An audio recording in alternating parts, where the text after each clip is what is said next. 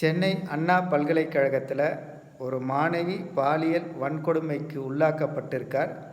அதை யாரா செஞ்சது அப்படின்னு பார்த்தீங்கன்னா, திமுகவை சேர்ந்த ஞானசேகரன் என்பவர் தான் அந்த பாலியல் வன்கொடுமையை செஞ்சுருக்காரு.